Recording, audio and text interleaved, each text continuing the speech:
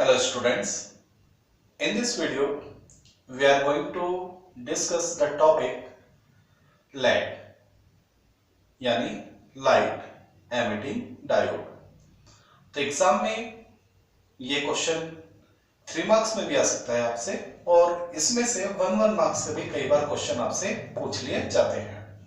तो अगर ये क्वेश्चन आपका फुल क्वेश्चन आता है 3 मार्क्स में, तो इन दैट केस हमें डेफिनेशन, कंस्ट्रक्शन, वर्किंग और इसके यूजेस बताने होते हैं।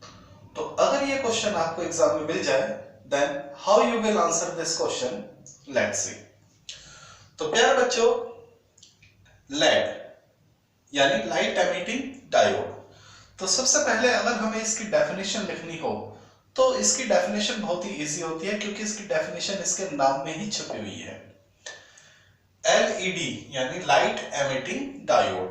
तो प्यारे बच्चों, इट इज अ सेमीकंडक्टर, ये हमारा एक सेमीकंडक्टर डायोड होता है।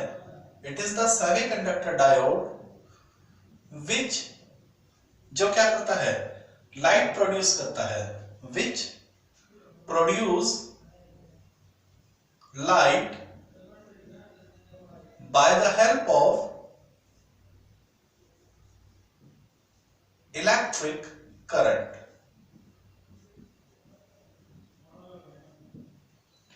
यानी इलेक्ट्रिक करंट की हेल्प से लाइट को प्रोड्यूस किया जाता है, और उसी को हम क्या कहते हैं, लेड यानी लाइट एमिटिंग डायोड।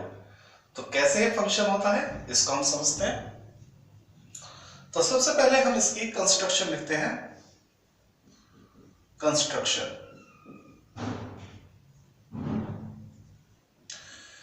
इसमें हमारे पास एक पीएन जंक्शन होता है। आपको मालूम है पी एन जंक्शन में एक पी टाइप सेमीकंडक्टर होता है, एक एन टाइप सेमीकंडक्टर होता है। दोनों के बीच में डिप्लीशन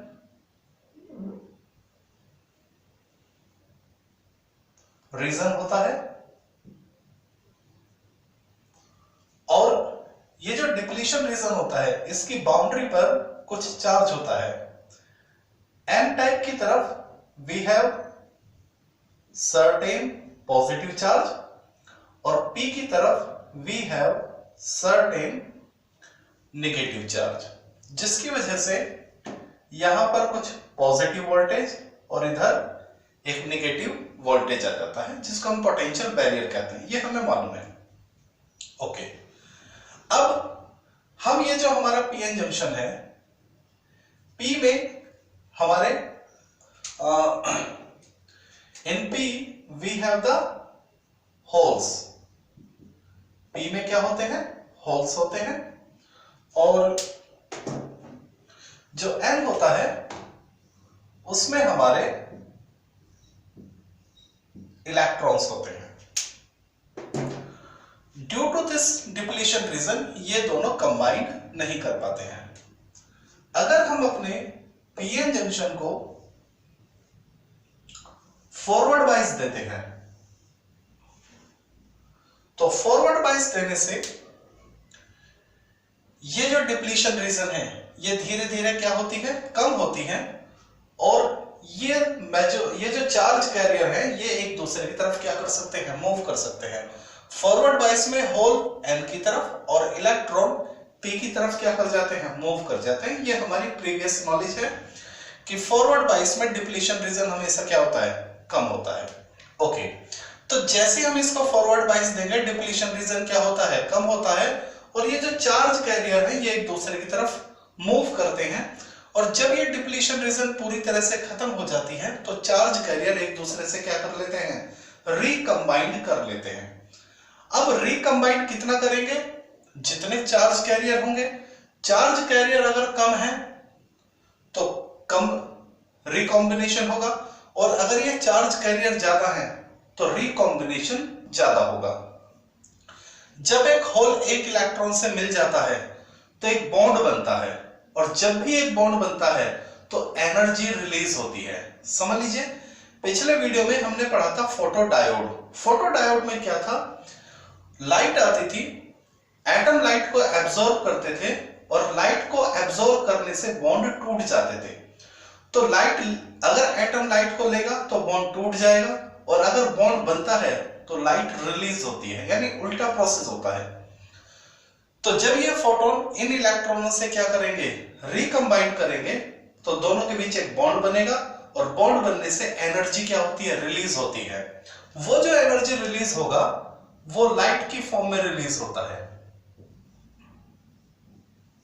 तो इस तरह से इलेक्ट्रॉन और होल्स के रिकंबाइन होने से हमें क्या मिलती है, लाइट मिलती है, और यही एलईडी का क्या है, फंक्शन है। तो नंबर ऑफ होल्स और नंबर ऑफ इलेक्ट्रॉन अगर कम होंगे तो कम कॉम्बिनेशन होगा, लाइट कम मिलेगी, और अगर ये ज्यादा होंगे तो ज्यादा कॉम्बिनेशन होगा और ज्यादा लाइट हमें मिलेगी। तो इसलिए हम जो पीएन जंक्शन लेते हैं वो हाईली डोप्ड लेते हैं, ये ध्यान रखना। इट कंटेन हाईली डोप्ड, ये ध्यान रखेंगे, it contain highly doped PN junction. इसमें जो पीएन जंक्शन होता है प्यारे बच्चों, वो याद रखेंगे, वो कैसा होता है, हाईली डोप्ड होता है, ठीक है। और किस में होता है, it contain highly doped PN junction in forward बाइस। इससे पहले वीडियो में हमने जब फोटोडायोड पढ़ा था तो उसकी वर्किंग किस में थी, रिवर्स बाइस में। फोटोडायोड की वर्किंग रिवर्स बाइस में होती है और एलईडी की वर्किंग फॉरवर्ड बाइस में होती है। 1 मार्क्स में एग्जाम में क्वेश्चन आ जाता है कि उस डिवाइस का नाम बताइए जो रिवर्स बाइस पे वर्क करता है, तो आंसर क्या है, फोटोडायोड। और वो कौन सा डिवाइस है जो फॉरवर्ड बाइस पे वर्क करता है, एलईडी। इस तरह के कई बार क्वेश्चन बन जाते हैं। ये पूछ लेता है कि एलईडी कौन सी बाइसिंग पे वर्क करता है या फोटोडायोड कौन सी बाइसिंग पे वर्क करता है, तो इनकी बाइसिंग जरूर आप याद रखें। ओके, तो इसमें एक फोटोडायोड, इसमें क्या होता है, हमारे पास एक पीएन जंक्शन होता है और कैसा होता है, हाईली डोप्ड, और किस में होता है, रिवर्स बाइस में। ये दो बातें याद रखेंगे बस। पीएन जंक्शन होता है नंबर 1 हाईली डोप्ड होता है, और दूसरा कैसा होता है, फॉरवर्ड बाइस में होता है। चलिए अब हम इसकी वर्किंग पढ़ते हैं।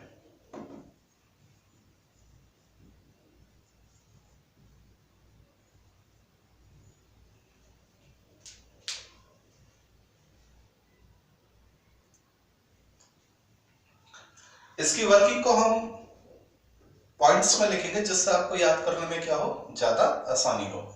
तो देखिए, नंबर 1, जैसे ही हम अपने पीएन जंक्शन को फॉरवर्ड बाइस देते हैं, फॉरवर्ड बाइस यानी P प्लस से और N निगेटिव से, ठीक है ना। तो ड्यू टू फॉरवर्ड बाइस की वजह से जो होल्स हैं वो N की तरफ मूव करते हैं, holes move toward N type, and जो इलेक्ट्रॉन है वो P की तरफ जाते हैं, and electrons move toward P type, ठीक है।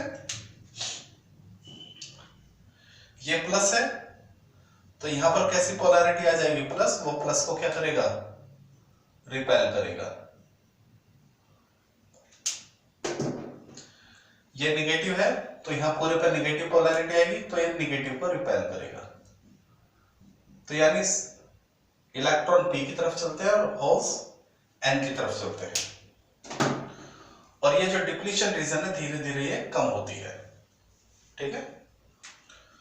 तो फॉरवर्ड बाइस में होल N की तरफ जाएंगे और इलेक्ट्रॉन P की तरफ जाएगा, और द साइज ऑफ डिप्लीशन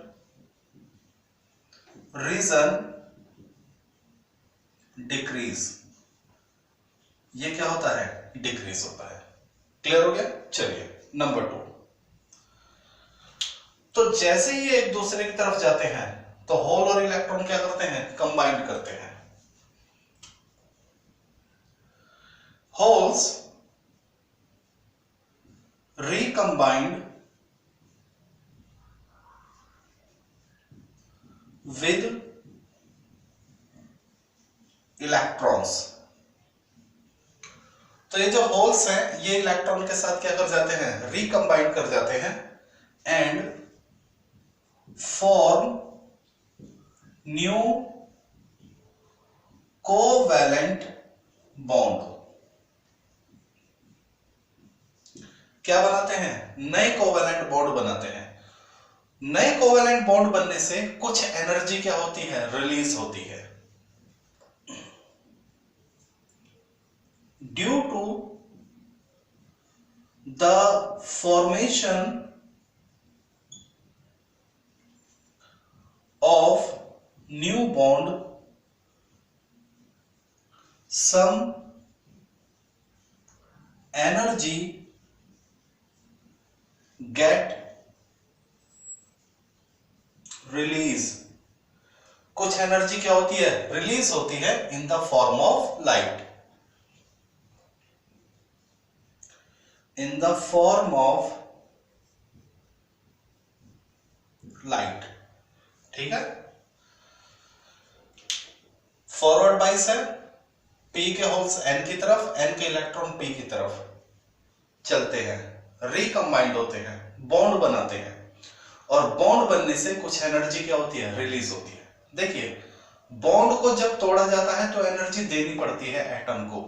अगर हमें किसी एटम के बॉन्ड तोड़ने हैं तो एनर्जी देनी पड़ेगी, और जब एटम खुद ही बॉन्ड बनाते हैं तो एनर्जी हमें मिलती है। बस ये याद रखिए। ठीक है। तो जब ये आपस में रिकम्बाइंड करेंगे तो नए कोवैलेंट बॉन्ड बनेंगे।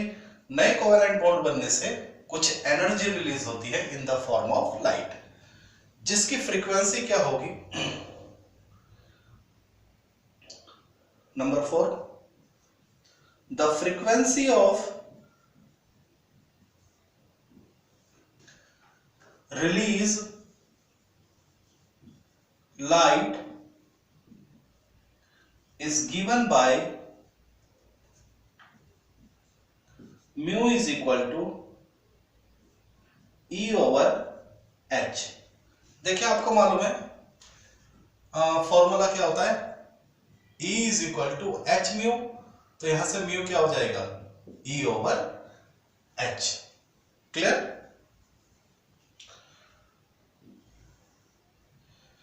तो यानी हमें जो फ्रीक्वेंसी मिलेगी वो किस बात पर डिपेंड करेगी, ई पर डिपेंड करेगी। ठीक है ना, इस चीज को समझ लीजिए। Mu directly depend on E. हमारे पास फॉर्मूला क्या है, mu is equal to E upon H, तो यानी mu directly depend on E. H तो क्या है, कांस्टेंट। यानी जितनी ज्यादा एनर्जी मिलेगी लाइट की फ्रीक्वेंसी उतनी ही क्या होगी, ज्यादा। तो हम कौन सी फ्रीक्वेंसी चाहते हैं, हम ऐसी फ्रीक्वेंसी चाहते हैं जो हमें दिखाई दे, जो हमें क्या दिखाई दे। क्लियर हो गया। ओके। तो इसकी कुछ कंडीशन होती है वो आप समझ लीजिए।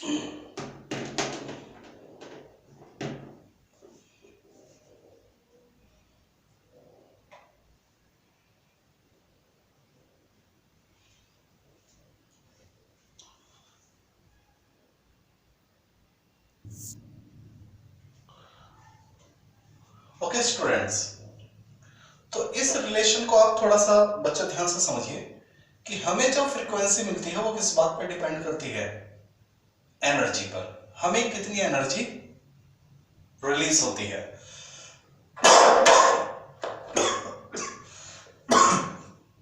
Higher the energy higher the frequency.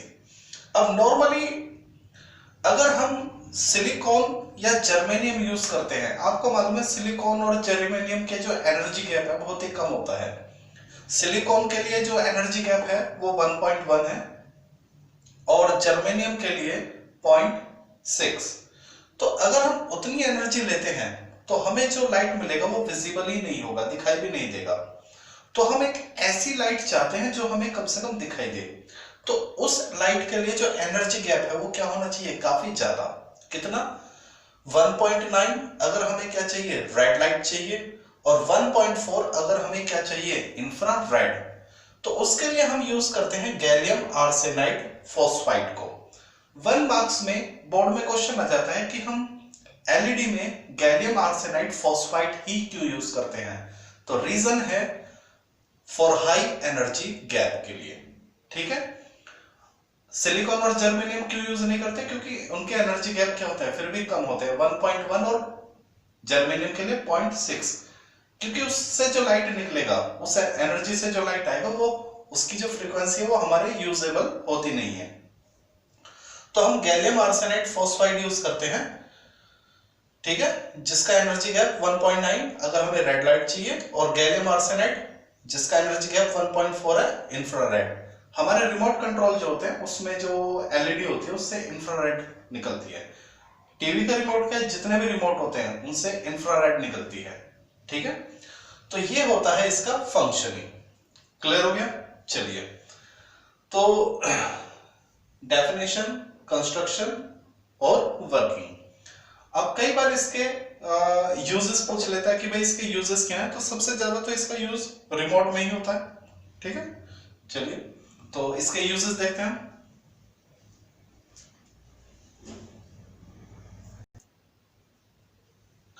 Okay students, uses इसके कहाँ है एलईडी के।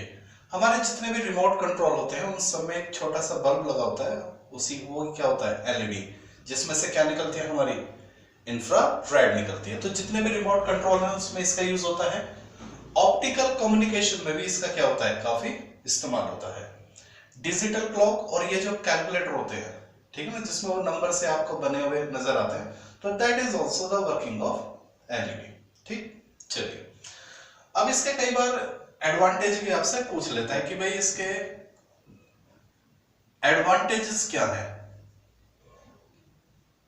तो सबसे पहले इसका सबसे बड़ा एडवांटेज ये है कि इसको वर्क करने के लिए बहुत ही कम वोल्टेज की जरूरत होती है। मान लीजिए आपका रिमोट कंट्रोल है, हमारे रिमोट में हम जो सेल लगाते हैं तो वो सेल क्या होता है, 1 वोल्ट, 1.5 या ज्यादा से ज्यादा 2 वोल्ट, उससे ज्यादा के नहीं होते। तो 2 वोल्ट का सेल लगाया और इसकी वर्किंग क्या हो जाती है, शुरू हो जाती है। तो यानी एलईडी को चलाने के लिए हमें ज्यादा वोल्टेज की जरूरत नहीं होती। तो नंबर 1,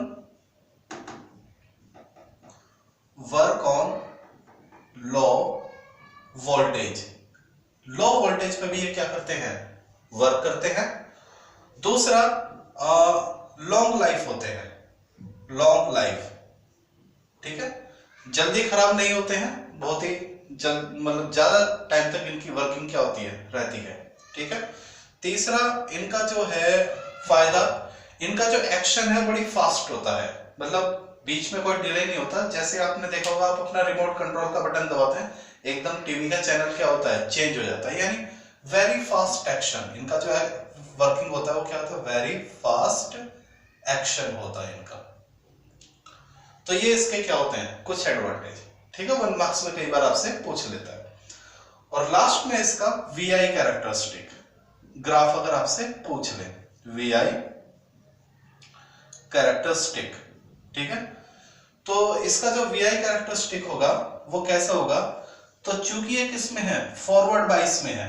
मैं आपको बताता हूं, हमारा जो एलईडी है उसकी फंक्शनिंग कैसी है, फॉरवर्ड बाइस में। और फॉरवर्ड बाइस का जो ग्राफ होता है वो इस तरह से हमें मिलता है, ये। आपको फॉरवर्ड बायस और रिवर्स बायस के ग्राफ सिखाए गए थे। तो जो ग्राफ फॉरवर्ड बायस का होता है वही ग्राफ किसका होता है, एलईडी का होता है। ठीक है, जितनी ज्यादा वोल्टेज उतनी ज्यादा क्या होता है, करंट, यानी थोड़ा सा वोल्टेज और एकदम क्या मिल जाता है, हाई करंट मिल जाता है। ठीक है ना, लो वोल्टेज पे high current, high current at low voltage. ठीक है ना, बताया ना इसकी वर्किंग कैसी होती है लो वोल्टेज पे। ठीक है, हाई करंट यानी हाई लाइट। ठीक है, चलिए, तो ये बस छोटी छोटी बातें। वैसे तो ये अपना कई बार 3 मार्क्स में फुल क्वेश्चन आ जाता है और 1 मार्क्स में कोई सी भी बात इसकी पूछ ली जाती है। यूजेस, एडवांटेज या गैलियम आर्सेनाइड फॉस्फाइड का यूजेस, ये तो सबसे ज्यादा पूछा जाता है। ठीक है ना, तो this is all about the LED.